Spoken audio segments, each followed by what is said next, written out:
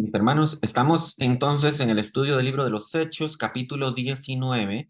Eh, se me ha olvidado estarles diciendo cuál es el título de las enseñanzas de estas últimas tres, pero bueno, estamos en una sección de un subtema relacionado con el ministerio de Pablo en Éfeso. Entonces, pues esta es la tercera parte y final de este capítulo 19 relacionado a Pablo en su ministerio en la localidad de Éfeso.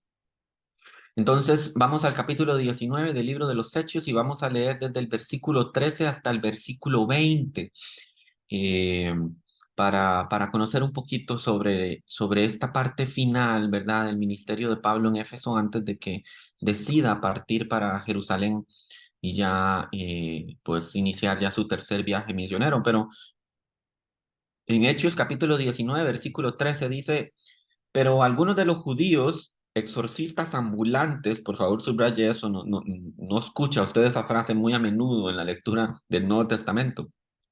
Sí, había exorcistas ambulantes, ¿verdad? Dice, intentaron invocar el nombre del Señor Jesús sobre los que tenían espíritus malos, diciendo, os conjuro por el Jesús, el que predica Pablo. Había 7 hijos de un tal Escevas, judío, jefe de los sacerdotes, también subraye eso, que hacían esto. Pero respondiendo el espíritu malo dijo, a Jesús conozco y sé quién es Pablo, pero vosotros, ¿quiénes sois?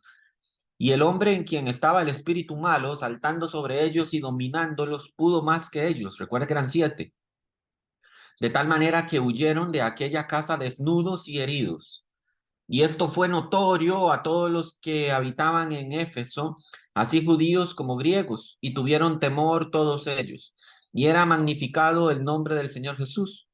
Y muchos de ellos, de los que habían creído, venían confesando y dando cuenta de sus hechos. Asimismo, muchos de los que habían practicado la magia trajeron los libros y los quemaron delante de todos. Y hecha la cuenta de su precio, hallaron que era 50,000 piezas de plata. Así crecía y prevalecía poderosamente la palabra del Señor. Pues bien, en 1973 se estrenó la famosa película El Exorcista, ¿verdad? Entonces, una película, tal vez usted no me crea, pero yo nunca la he visto. Entonces, todo lo que le estoy contando lo leí en Wikipedia, ¿verdad?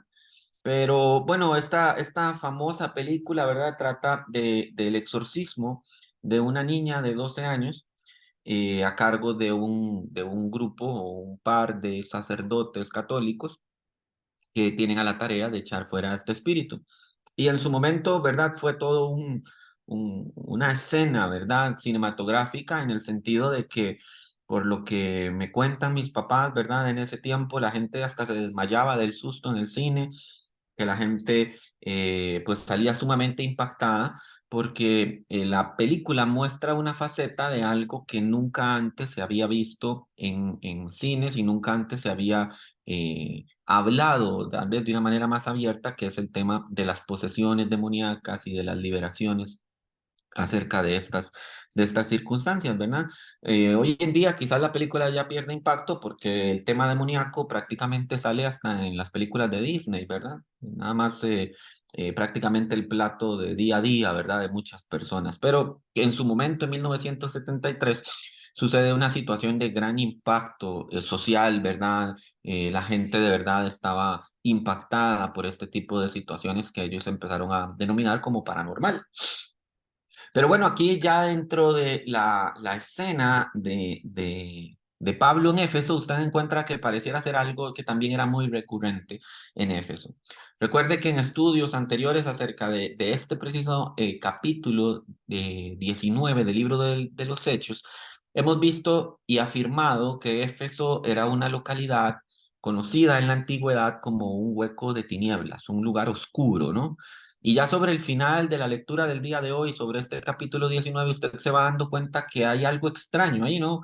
Hay cierto tipo de libros, hay cierto tipo de prácticas, hay cierto tipo de movimiento espiritual que te hace pensar que era un ministerio muy fuerte, ¿no? A nivel espiritual, un ministerio que ocupaba realmente bastantes kilos, ¿verdad? De conocimiento, de espiritualidad, de trabajo, porque como lo estudiamos la semana anterior, lo que Pablo, o lo que en el ministerio de Pablo sucedía de forma orgánica, ¿verdad? De una forma natural, en el ministerio fuera del ámbito cristiano, parecía todo lo contrario, ¿verdad? Un asunto bastante forzado, bastante eh, complejo, ¿no?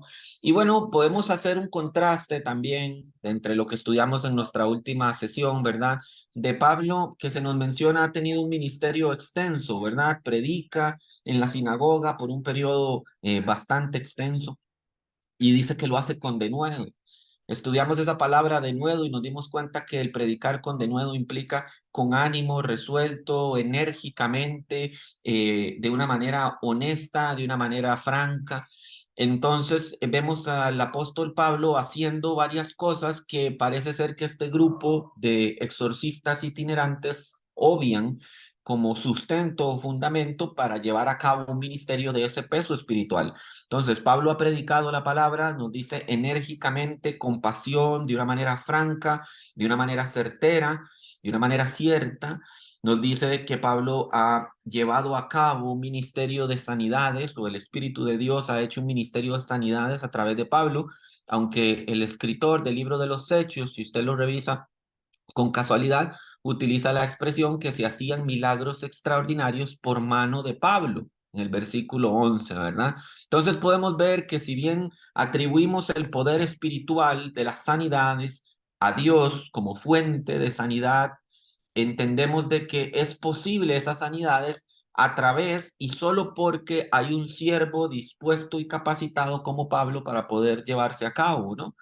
Entonces, el libro de los Hechos no desmerita tampoco las credenciales espirituales que Pablo tiene, y creo que es importante, y el libro de los Hechos lo pone en contexto, porque ya en el 13 vemos los quilates o el peso de Pablo versus los quilates y el peso de los exorcistas ambulantes. Entonces, note que Pablo hace milagros extraordinarios o se hacen por mano de Pablo porque la calidad y las cualidades del siervo también cuentan. No, Dios no usa a cualquiera. Y por otro lado, encuentras a unos exorcistas ambulantes o itinerantes, ¿verdad? Que se alejan, pero antagónicamente de lo que es Pablo, ¿no? Entonces, podemos ver ese contraste también a lo largo del estudio. Y algo sumamente importante también que nos muestra es que, aparte de que Pablo lleva a cabo este ministerio de sanidades y los enfermos son sanados a través de los paños e incluso de los delantales que tocaban el cuerpo de Pablo, el final del versículo nos dice que también los espíritus malos salían. Se da cuenta, Pablo no está haciendo ningún rito, Pablo ahí no lleva ni agua bendita, no lleva ningún tipo de elemento, ni ningún tipo de frase agorera, ni mucho menos. Pablo nos muestra la palabra de Dios que sencillamente a través de su ministerio de predicación y a través de dejarse usar por parte del Espíritu Santo, los demonios o los espíritus malos también salían, ¿verdad? De las personas poseídas. Entonces, si usted se da cuenta, Éfeso no es un lugar cualquiera. Claro, como el estudio puede contrastarse también con el ministerio de Pablo en Corinto, y siendo Corinto lo que era, usted puede quizás sentir algo de alivio o pensar que Éfeso es una localidad un tanto más suave, un poco más tranquila. Pero ya leyendo entre líneas, usted se encuentra que Éfeso es un ministerio complejo, también un ministerio de mucho peso espiritual.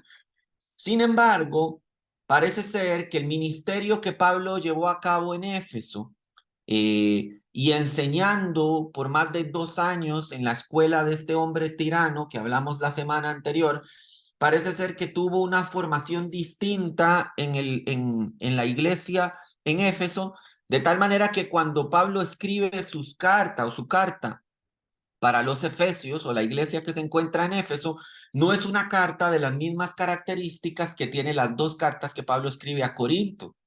Las cartas que usted lee de Pablo escribiendo a Corinto, en mucho de su contenido es exhortativo, o sea, requieren un jalón de orejas, requieren un regaño, porque Corinto era una sociedad un tanto caótica en el tema espiritual. Éfeso, por tanto, parece ser una comunidad que sí se dio a la tarea de formarse a nivel doctrinal. Y de hecho, como lo mencionamos en otras sesiones, el Espíritu Santo en el libro de Apocalipsis enmarca esas cualidades de fortaleza doctrinal que tiene Éfeso como algo positivo. Sin embargo, nos damos cuenta que Éfeso como tal no era un jardín de niños y que había muchos problemas a nivel espiritual, mucha influencia espiritual y mucha hechicería, ¿verdad? Mucha actividad de hechicería que luego ya estudiaremos sobre el final de la enseñanza del día de hoy. Pero bueno, ya usted se puede ir dando a la idea de cómo era para Pablo llevar a cabo este ministerio, de nuevo un ministerio complejo, ¿verdad? Ahora nos dice los versículos del 13 hasta el 16 un suceso bastante particular, uno que no tiene nada que ver con el ministerio de Pablo, uno que evidentemente es antagónico a las formas en que Pablo y el ministerio en el Espíritu Santo en Éfeso opera, pero usted encuentra algo que de verdad cuando uno lee, a veces es necesario subrayarlo o volverlo a releer, porque nos dice el versículo 13 en adelante, dice, pero algunos de los judíos, note que no eran personas completa y totalmente escépticas. Esto es algo muy importante. Si hubiera dicho algunos de los gentiles, quizás usted lo entendería. No, hombre, ese no tiene ni la más mínima idea de quién es el Dios del cielo. O que dijera algunos romanos, uno diría, bueno, estos quizás están invocando a Zeus o a Júpiter o algún tipo de dios de mitologías antiguas. Pero cuando hace la mención de algunos judíos, usted hace notoria la idea de que son personas que mínimo deberían conocer los acontecimientos relacionados al Antiguo Testamento.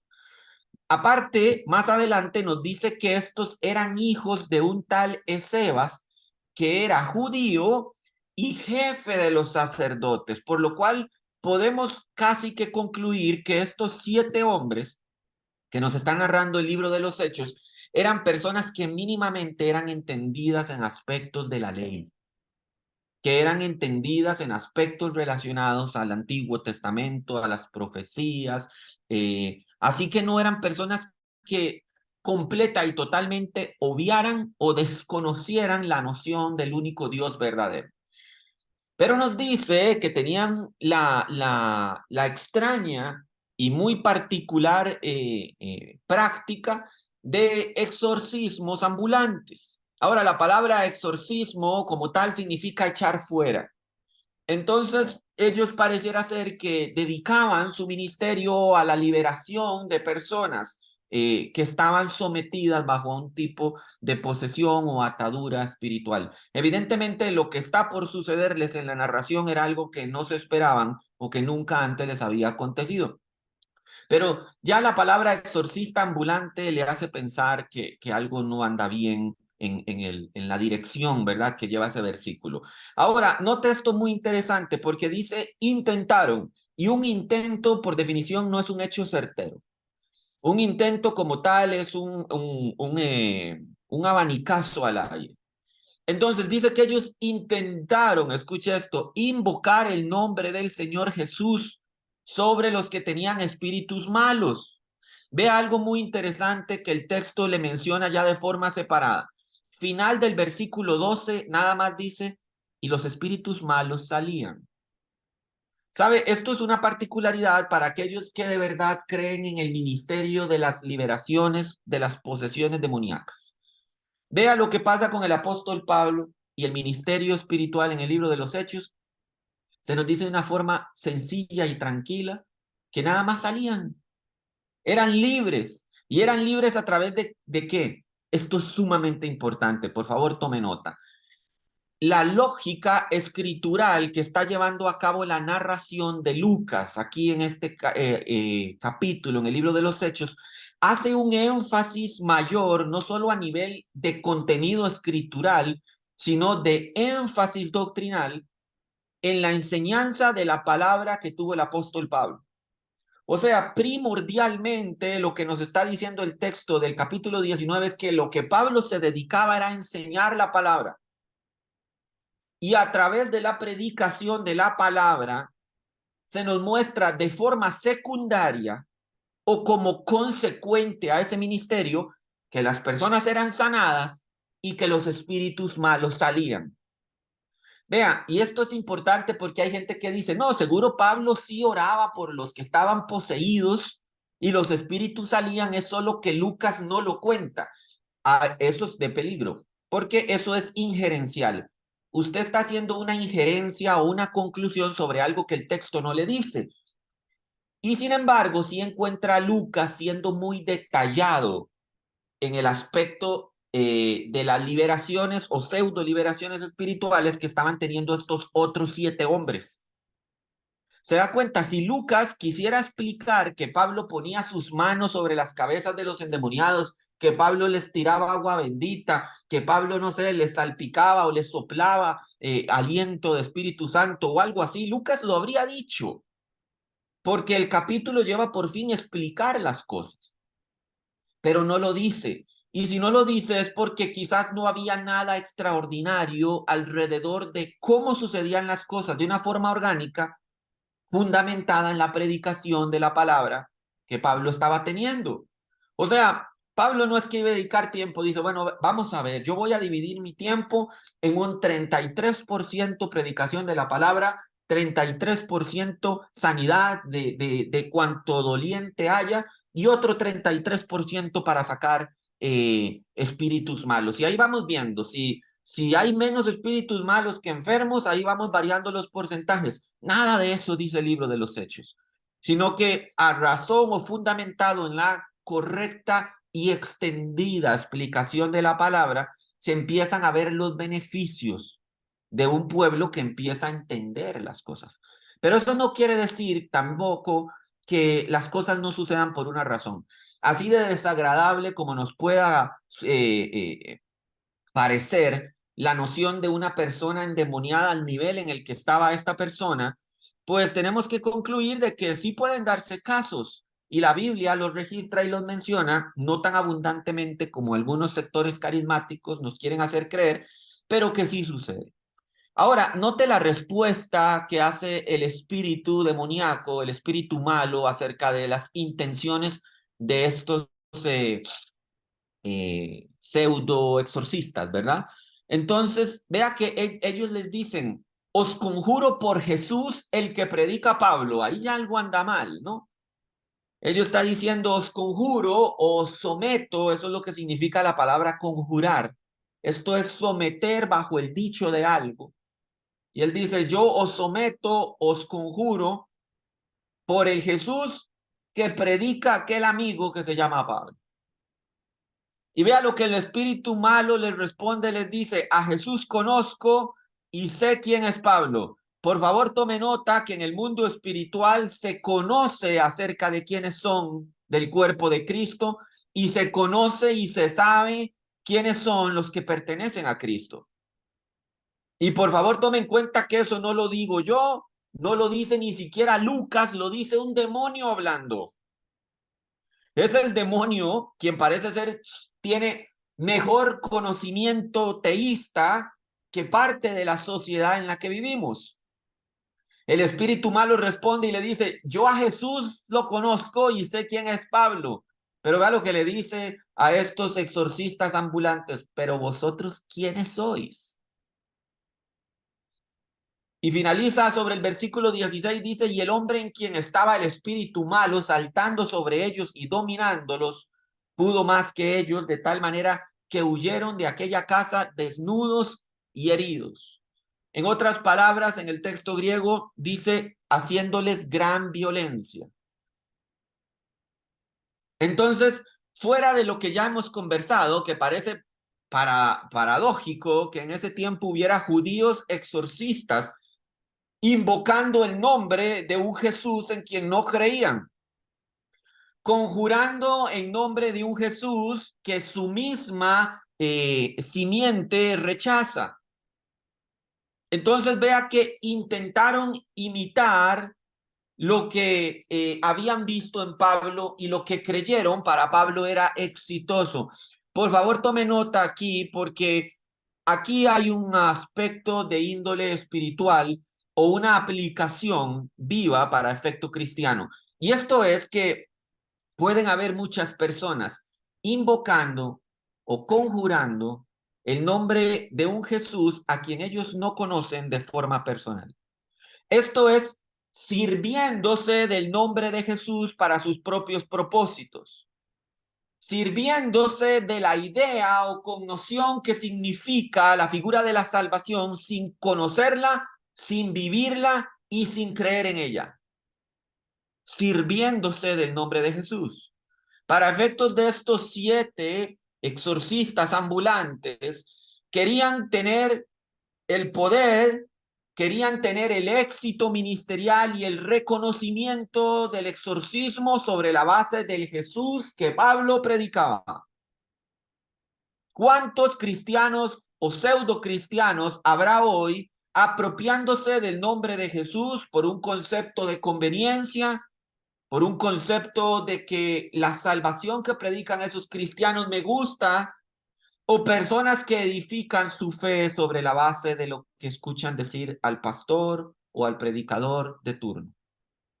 Porque hay personas, al igual que estos 7 hijos de un sacerdote, y tome también nota acerca de esto, eran personas que tenían cierto conocimiento, pero ese conocimiento no les llevaba a una relación vivencial con un Jesús del cual ellos mismos no se apropian.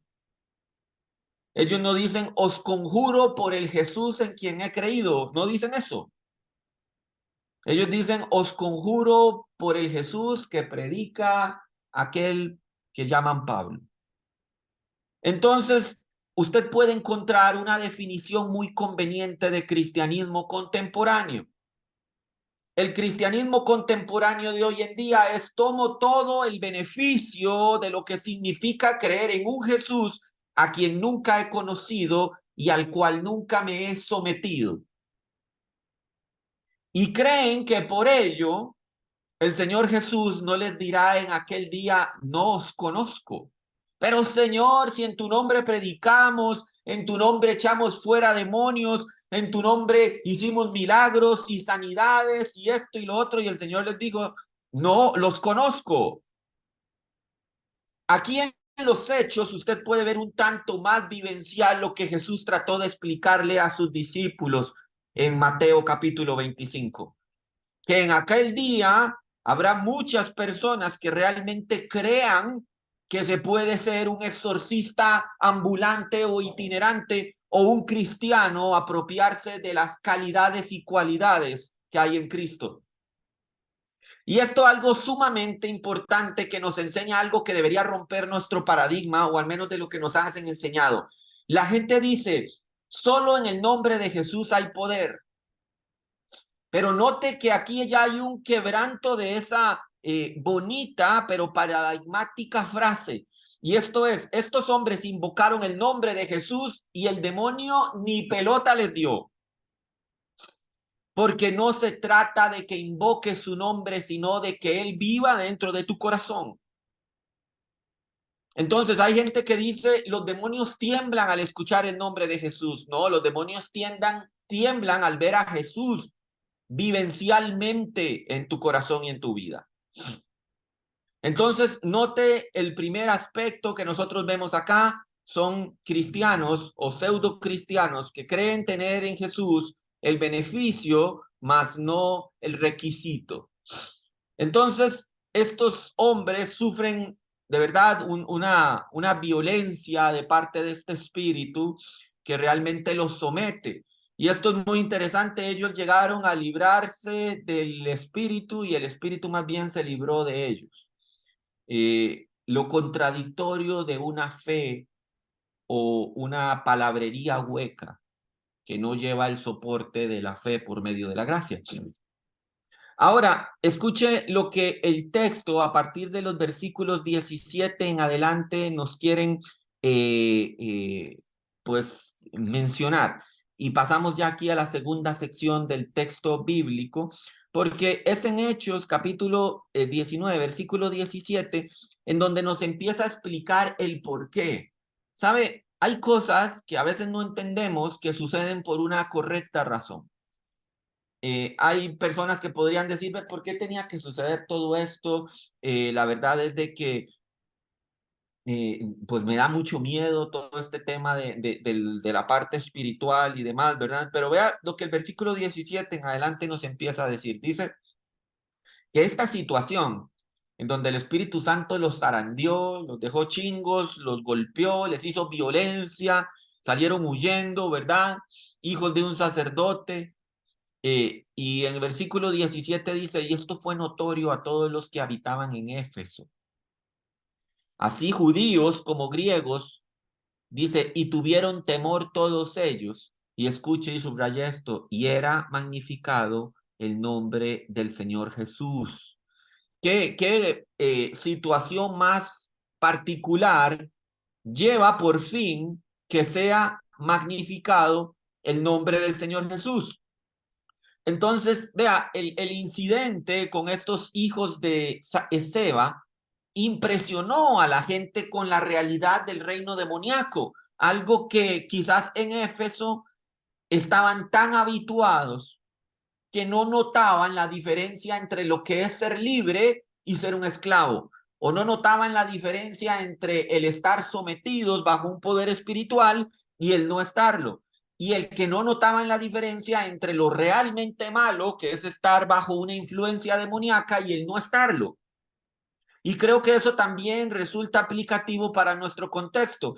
Hay personas que dicen, vea, es particular que durante el tiempo del Señor Jesucristo y a lo largo de la lectura del libro de los Hechos e incluso en la doctrina establecida en las cartas o en las epístolas de los apóstoles, encontramos mucha actividad de liberación demoníaca. Jesús constantemente echaba fuera demonios. Vemos en el libro de los Hechos que tanto Pedro como Pablo echaban fuera demonios. Vemos en las cartas de Pablo que exhorta a que las personas sean libres, a echar fuera demonios. Mismo caso en las cartas de Pedro y demás. Entonces uno se pregunta, o hacen las personas la pregunta, siendo una doctrina o una enseñanza que parecía ser tan fundamental en la iglesia del primer siglo, ¿por qué es que ahora, hoy en día, no vemos tanto el ministerio de la liberación?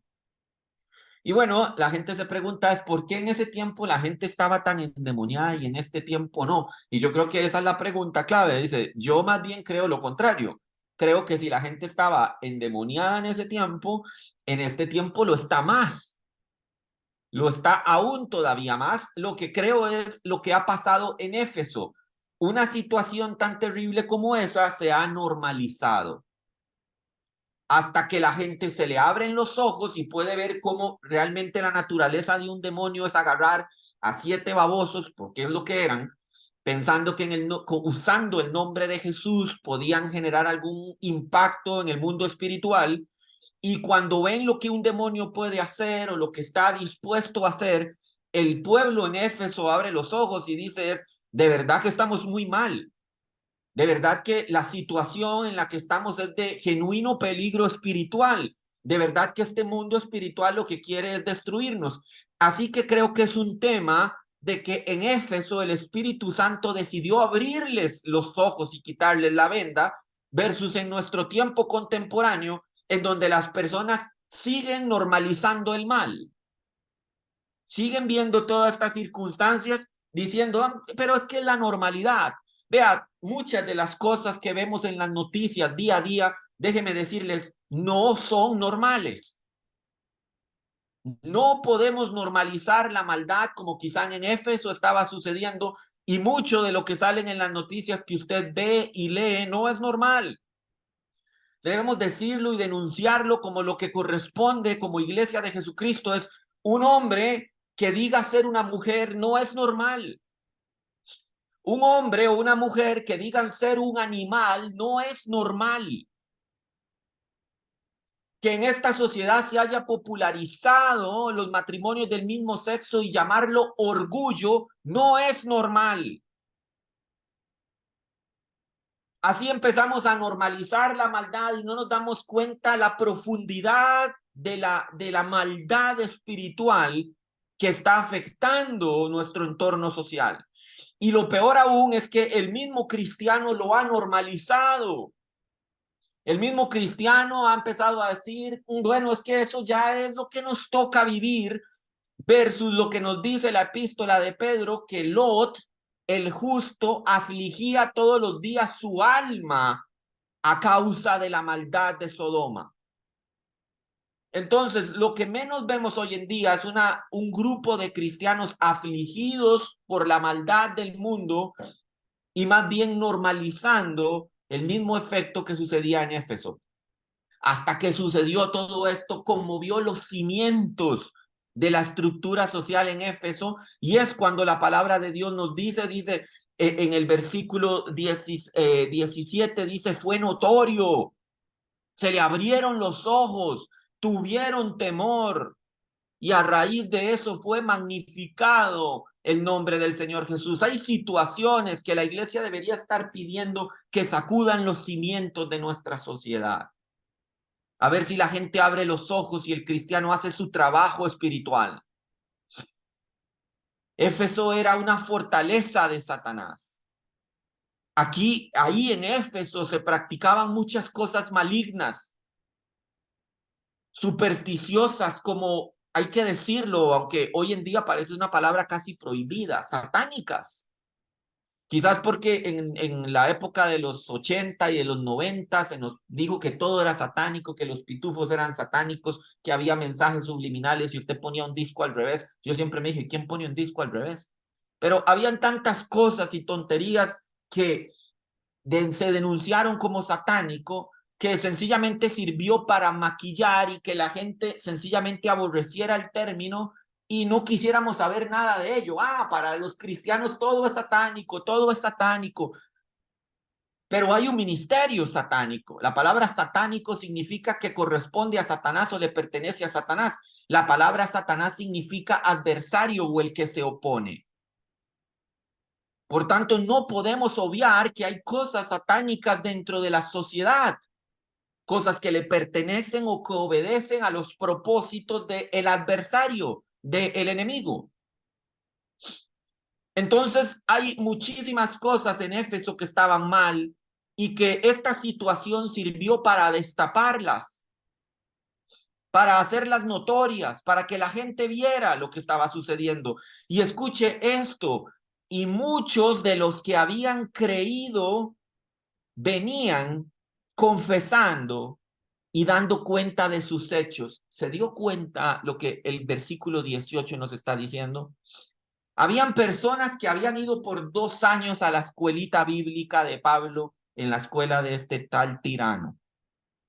Había personas que habían escuchado el evangelio, había personas que habían creído el evangelio, había personas que estaban asistiendo a la iglesia y al mismo tiempo que llevaban el libro de Dios bajo el brazo, luego lo vamos a leer, también llevaban un libro de magia o tenían un libro a la par de la Biblia en la mesita de noche, tenían un libro de magia a la par también.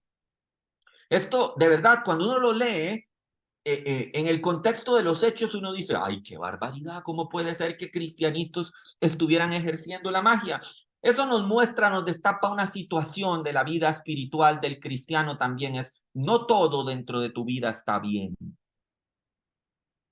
Y usted que me escucha lo sabe. Hay cosas escondidas, hay libros secretos debajo o dentro del gavetero de tu mesa de noche. Hay circunstancias que sabes que no están bien.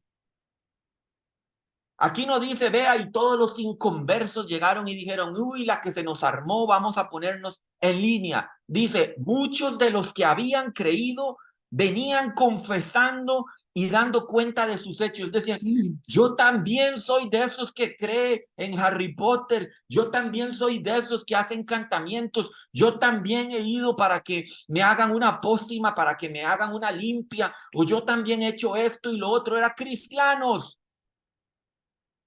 que estaban en la misma situación precaria a nivel espiritual. Cristianos que conocían la verdad, pero aún así se aferraban a todas las creencias malévolas y satánicas que había en Éfeso. Entonces hay circunstancias dentro del cristiano que el cristiano debe aprender a revisar. El salmista dice, escudriña mi corazón, oh Dios, y mira si hay camino de perversidad en él. Es un ejercicio constante que el cristiano debe hacer de examinar si sus caminos son caminos de perversidad. Si hay algo en su vida que molesta o que interfiere en su plena comunión con Dios. Que hay cristianos que se sienten relajados por el sencillo aspecto de creer, pero que nunca hacen una auditoría espiritual interna para determinar si sus caminos, si sus obras y si sus acciones van conforme a lo que Dios espera. Antes de este incidente de los hijos de Seba, muchos creyentes no sabían que estaban involucrados en actividades demoníacas. Entonces, ellos veían sus acciones bajo una luz, yo creo que más inocente, como decimos en la familia, que les faltaba la malicia indígena, hasta que conocieron la realidad del mundo espiritual y demoníaco y abrieron los ojos y pudieron decir yo estoy expuesto a este nivel de maldad. Yo estoy expuesto a las consecuencias que implica esta situación. Vea la oscuridad que rodea Éfeso y yo ni cuenta me daba. Esto es como un cristiano abriendo los ojos hoy, viendo las noticias y diciendo yo ni cuenta me estoy dando y no me percato de lo que vive la gente hoy. Es la realidad de lo que genera estas circunstancias, estos pareciera ser como fallos en la Matrix, ¿no? Dios las permite para que puedan abrir los ojos y decir, vea lo que es, usted está viviendo bajo un engaño, esta no es la realidad, justo como la Matrix.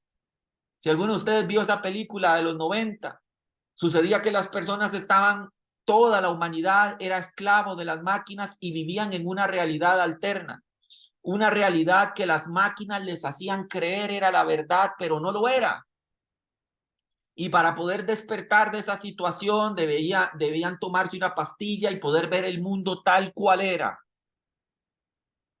Entonces, pareciera ser que muchas personas aún no han abierto los ojos y darse cuenta de cuál es la realidad,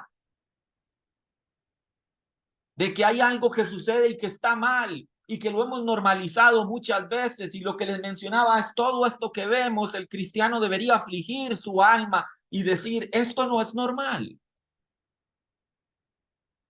Ahora finaliza la enseñanza del día de hoy, el estudio, vea lo que dice el versículo 19, dice, asimismo, muchos de los que habían practicado la magia, por favor tomen en cuenta que los del versículo 18 y los del versículo 19 no son distintos.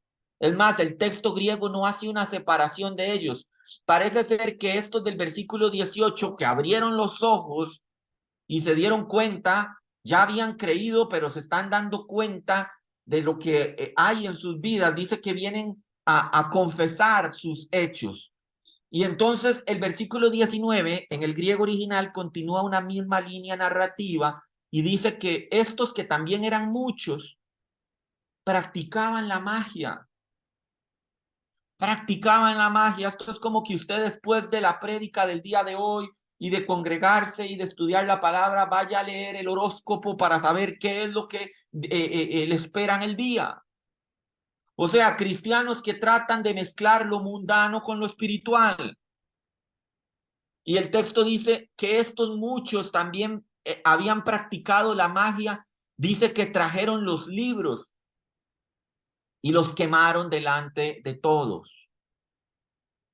Esto es, cuando usted lee esto es fuerte, ¿no?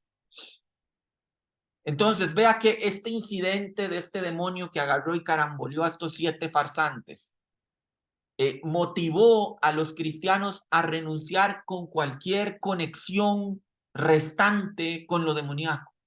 Les abrió los ojos. Entonces dice que quemaron sus libros de magia. Es significativo que los practicantes de la magia venían confesando y dando cuenta de sus hechos.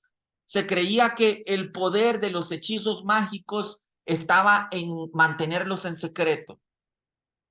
Entonces, ellos hacen un acto de liberarse de ellos al confesarlos. Sin embargo, cuando usted hace un estudio, porque el libro de los Hechos no profundiza mucho acerca de ello, había libros en la antigüedad que hacían invocaciones de carácter demoníaco sumamente fuertes, utilizando nombres puntuales de demonios en el ámbito espiritual, que en el mundo antiguo había mucha literatura respecto a ello, y que el origen de esta maldad de verdad es tan antiguo como la humanidad misma. Se cree a lo largo de las lecturas de diferentes historiadores que muchos de estos libros hacían invocaciones a demonios caídos desde que existen desde el tiempo del Génesis. Entonces, note la antigüedad de la maldad y la antigüedad, ¿verdad?, de la oscuridad y las tinieblas sobre las cuales se ha sometido la comunidad en Éfeso y al mismo tiempo parte de la iglesia de los que han creído. Por favor, tomen en cuenta que cuando Hechos dice muchos, se refiere a muchos. Se refiere a que había muchos que han creído y muchos también que están en esa mixtura espiritual. Ahora, el solo acto de confesar sus maldades y el tomar la acción de quemar esos libros es un acto que muestra el corazón comprometido de la iglesia en Éfeso a liberarse de aquello de lo que Dios le ha abierto los ojos. Porque dice que trajeron esos libros de magia y los quemaron delante de todos. Y note lo que dice que hecha en cuenta de su precio, hallaron que era 50,000 piezas de plata. Por favor, aquí tenemos que entrar en cuenta cuánto dinero era eso. Y bueno, haciendo como una parametrización de lo que representaban 50,000 piezas de plata en la antigüedad versus el valor de eso en el tiempo al día de hoy, los estudiosos bíblicos estiman que el valor de estos libros, esta hoguera satánica que hicieron, rondaba entre los 5 a los 9 millones de dólares. Por favor, tomen en cuenta de que era una fortuna. Entre 5 a 9 millones de dólares se quemaron ese día. Entonces, y para ir aterrizando este concepto, el cristianismo debe hacer esto mismo también el día de hoy. Deshacerse de cualquier tipo de situación espiritual que le contamina y que le detiene. Cuando usted lee el libro de los Hebreos en el capítulo 12, versículo 1, se dará cuenta que hay dos categorías intrigantes. Dice el pecado y el peso. Son cosas distintas. Dice el apóstol en el libro de Hebreos capítulo 12, versículo 1, dice que puesto que tenemos de alrededor nuestro tan grande nube de testigos, ¿no?, dice, despojémonos de todo peso, y hace una diferenciación, y del pecado que nos asedia, y corramos con paciencia la carrera que tenemos por delante. Hay cristianos que en su vida cargan cosas que los detienen. Cuando el escritor del libro de los Hebreos hace esta mención, se refiere a un atleta tratando de correr una carrera olímpica cargando un peso adicional.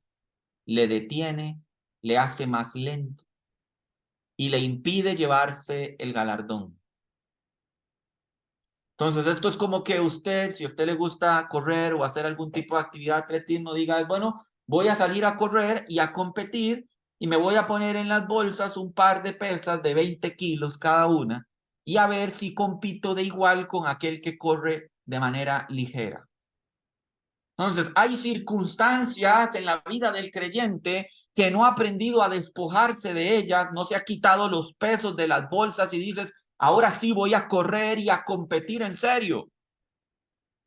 Pero que todavía mantiene cositas guardadas ahí, religiosidad, ahí quizás todavía, ya yo conocía a un cristiano de hace varios años, iba a una iglesia y todavía se persinaba y decía, no, es que por aquello. Entonces, hay ciertas prácticas que detienen al creyente y también hay pecado que le asedia. Entonces, lo que hicieron estos cristianos de Éfeso, dice, ya he creído, he entendido, el Espíritu de Dios me ha quitado la venda, he visto esto, voy a agarrar este libro, no era un libro barato, era un libro que podía vender. Dice, bueno, yo ya soy cristiano, pero una cosa es el cristiano y otra las finanzas. Quizás alguien lo quiera comprar y le sea de utilidad y yo recupere parte de mi inversión. Lo que haría sería trasladar la maldición y el problema a otro. Estos cristianos entendieron que a pesar de su pérdida, eso debía ser destruido. Y él dice, a quemarlo, que no quede nada, ni las cenizas, ojalá. Y aunque me cueste una fortuna, me despojo de esto. Hay cristianos que hoy en día no harían nada de eso. Yo me pregunto si usted tuviera ahí una cadenita católica con un crucifijo y la imagen de un Cristo ahí apaleado, colgado en una pared, ¿verdad? Y entonces usted dice, no, pero es que es de oro. No, no, lo voy a vender para recuperar la inversión. Usted haría eso, lo quemaría. Sabiendo que la Biblia dice, no os hagáis imágenes de ningún tipo. Esto implica imágenes de Dios, porque a Dios nadie lo ha visto. Dice, no, no, yo me hice un crucifijo con un Jesús y es el mismo Jesús en el que yo creo. La Biblia dice, no se hagan imágenes de ningún tipo. Dios no necesita o no es honrado a través de una cruz en el pecho o a través de un Cristo o la figura de un Cristo, la imagen de un Cristo, corazón de Jesús o de ningún tipo. Dios no es honrado por eso. Pero entonces el cristiano dice, no, no, yo tengo una cruz de oro, voy a venderla. Estos cristianos dijeron, este libro es malo, es maligno, esto no está bien, lo quemo, yo pierdo la inversión, pero se acaba aquí. Entonces el cristiano debería entrar en ese entendimiento el día de hoy también. Es decir, es lo que debo sacrificar para purificar a mí mismo, para purificar a mi casa. ¿Se acuerda cuando Jacob decide subir a Betel con sus hijos? Estaban todos sus hijos después de haber masacrado a todos los pobladores de Siquem. Y Jacob dijo, todo esto no está bien, vamos a subir a adorar a Betel, pero les dice, hey chavalos, pero vengan acá, traigan acá todos los ídolos que traen en los bolsillos. Todos los ídolos, los tótem que traían en los bolsillos, los tomó Jacob y dice que los enterró. Entonces, esto es particular. El cristiano debería entender hoy en día que hay situaciones en su vida de las que debe despojarse sí o sí. No importa si implica pérdida. Relaciones de amistad, familiares que dicen, vea, tantos años me han dicho, no, pero es que yo tengo que hablarle de Dios a mi familia, que yo tengo que hacer esto, que yo tengo que dar un ejemplo. Hay relaciones familiares que deben acabarse a pesar del costo y de la pérdida que eso implique. Hay relaciones de amistad, relaciones laborales, relaciones financieras que dices, se acaba aunque pierda dinero en esto. Se cierra aquí el ciclo, no puedo seguir en esto.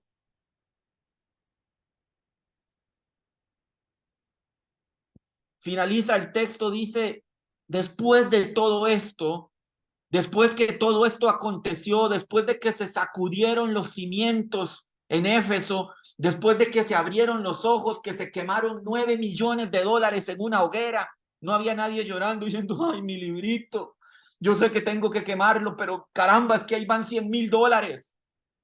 Dice, hasta que esto sucedió, dice el versículo 20, que crecía y prevalecía, subraya esto, poderosamente la palabra del Señor. Vea lo que no dice el texto, no dice, y prevalecía poderosamente el ministerio de la liberación. No dice, prevalecía poderosamente los ministerios de sanidades. No dice, prevalecía poderosamente los ministerios de dones espirituales. Dice que lo que prevalecía era la palabra del Señor. Lo que sucedió en Éfeso fue una revolución de la verdad. Después de que todo esto sucedió, que el chamuco fue expulsado, que los libros fueron quemados, que la iglesia fue purificada, crecían, se regocijaban y traía alegría, refresco y contentamiento para cada uno de ellos la palabra del Señor. ninguna otra cosa que no fuera la palabra del Señor. Qué increíble leer esto, porque resulta hoy en día que la palabra del Señor para muchos cristianos no es más que una charla extendida el domingo en la mañana. Pero ¿quién termina el domingo en la mañana diciendo salí vigorizado, me siento fortalecido, he sentido el poder vibrante de la palabra del Señor hoy en mi corazón? Nos damos cuenta lo mucho que nos hemos alejado o lo mucho que la iglesia del Señor Jesucristo ha normalizado el mal, de tal punto que a muchos hoy en día ha cauterizado su corazón y muchos hoy en día aún no pueden ver que su adversario le quiere matar, le quiere hurtar y le quiere destruir. Vamos a orar. Padre, gracias te damos en esta mañana por la palabra de tu Espíritu Santo hablado a nuestro corazón. Gracias por el estudio del libro de los Hechos y gracias por tu iglesia, porque ha escuchado la verdad de tu palabra que nace del consejo de tu corazón. Te pedimos de que limpies nuestro corazón, que tu sangre preciosa limpie el corazón de tu iglesia, que seamos purificados en el poder de tu sangre y libres de cualquier situación que hemos mantenido oculta y que nuestros ojos no han sido abiertos a la maldad y al peligro al que nos hemos expuesto. Como decía el salmista, purifícame con hisopo y seré más limpio que la nieve. Aplicamos tu sangre a nuestra vida para que nos limpie de todo pecado. Dale a tu iglesia una nueva conciencia y un nuevo corazón. Y como dice el salmista, entonces se recrearán los huesos que has abatido. Como iglesia, si es que necesitamos hacerlo, pedimos perdón delante de ti a causa de nuestras faltas, a causa de la impureza que ha habido en nuestro corazón. No entendíamos, habíamos normalizado la maldad. Queremos como iglesia purificarnos, darte las gracias por tus dones y tus misericordias que son nuevas. Y te pedimos que para las nuevas etapas que nos permites por tu gracia vivir, cuando volvamos a estar reunidos nuevamente, seamos una iglesia limpia y pura. Si es que en nosotros hay maldad, como lo había en la iglesia del Éfeso, queremos ponernos delante de ti y pedirte que purifiques a tu iglesia, que voluntariamente podamos confesar nuestras maldades y podamos ser libres de cada una de ellas. También te pedimos de que podamos ejercer el ministerio de la palabra de Dios con poder, porque es a través de la palabra de Dios que hay libertad, que hay salvación. Te pedimos, Señor, por cada uno de los miembros de esta iglesia para que tú los protejas y también para que tengan misericordia de cada uno de ellos. Te lo pedimos en el nombre poderoso de Cristo Jesús. Amén y amén. Ahora, si usted que me escucha y alguien le ha compartido este mensaje a través de alguna plataforma, le ha llegado a través del Telegram, de WhatsApp o nos ha escuchado a través del canal de YouTube y realmente siente en su corazón la necesidad de buscar del Señor Jesús. Quizás este es su día. Quiero decirle que el Señor le ha estado buscando, que el Espíritu de Dios le ha estado llamando al arrepentimiento. Y si usted ha sentido eso mismo en su corazón, yo quiero orar por usted. Esta no es una oración mágica, no es una oración con ningún otro poder que no sea el de su propia confesión. Y yo solo quiero ayudarle a encontrar las palabras para que se encuentre con su Dios. Y si ese es su caso, yo quisiera orar por usted. Señor Jesús, reconozco que soy un pecador y que todos mis errores y todas mis equivocaciones me han traído hasta este punto en mi vida en donde me encuentro. Yo necesito de tu perdón. Reconozco que he fallado, pero quiero implorar por tu perdón, no porque crea merecerlo, sino porque sé que lo necesito. Sé que moriste en una cruz por todos mis pecados y que resucitaste para que yo pueda tener vida. Acepto en fe tu salvación. Quiero que entres a mi vida, que seas mi Señor y mi Salvador. Te entrego mi vida para que hagas conmigo a alguien que te sirva y que te alabe. Amén y amén. Si usted ha hecho esta oración con nosotros, permítanos saber de usted. Escríbale a la persona que le compartió este mensaje o déjenos un comentario en la caja de comentarios. Queremos conocer de usted, queremos conocer su testimonio, queremos orar por usted y pedir para que Dios le guíe y le direccione a una iglesia que le pueda enseñar la palabra de Dios.